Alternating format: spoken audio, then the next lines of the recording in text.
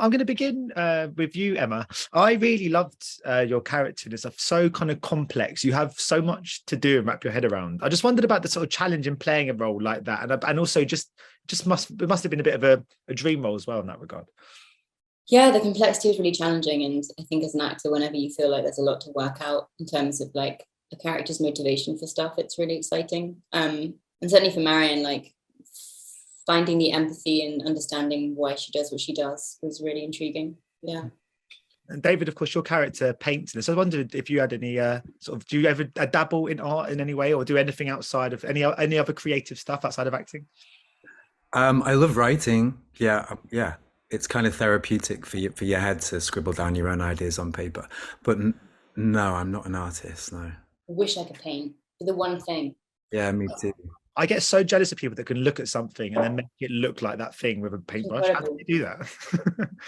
It's insane. I'm sure I'm the first person today to ask you both about working with Harry Styles, because I'm really original in that way. But he is one of the most famous men on the planet at the moment, and has only recently kickstarted his career in acting. So there's obviously a lot of intrigue into his performance. But I'm interested more about what he's like as a kind of collaborator, as an artist on set. So obviously you both work so closely with him on this, and he strikes me as someone that's worked really hard to get where he is today. Did you get a sense for that kind of ethic during the making? Yeah, definitely.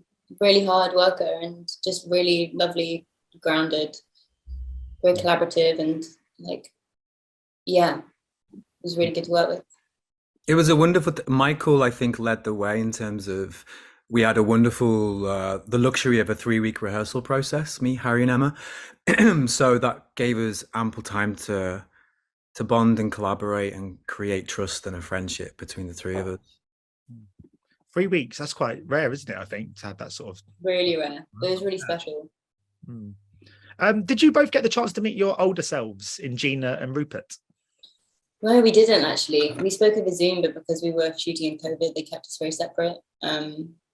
Yeah, but we were just saying in a previous interview, it was such a treat to see the film for the first time, because obviously that whole part of the film we'd never been party to at all. So, yeah.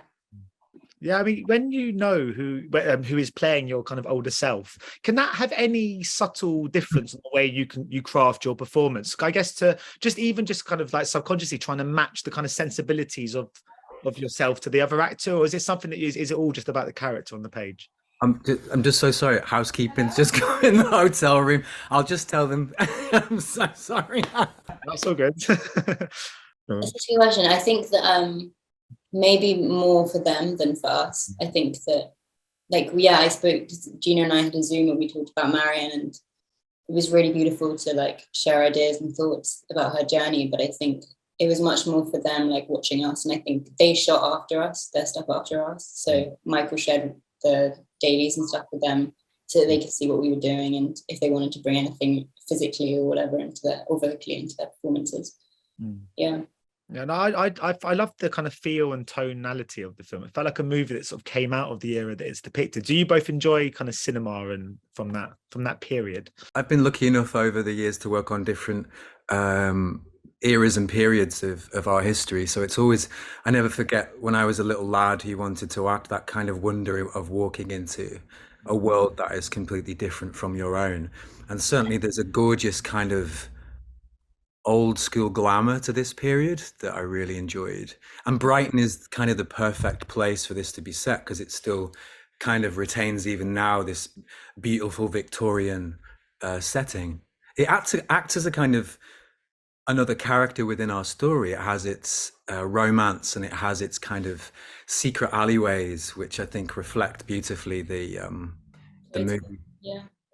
Yeah. Do you both still get that feeling? Because I sometimes do stuff on kind of set, and I've been doing stuff for sort of a few years now, but every time I walk onto a set where they've built something, it can be someone's house to being a kind of sort of, I don't know, a sort of Scandinavian village, or just when, you know, anything from fantasy to sort of reality, I still feel that kind of like childlike wonder when I see it with my eyes. Do you still get that when you walk onto sets? And yeah, definitely. Especially it's imagination, and it's like a playground. And especially when you walk into stuff that's so detailed, like Patrick's flat with all the drawings and the art, and like, I just think the world of set building and props and set design is so interesting, like down to the fine details of like the style of whiskey glasses and that kind of thing.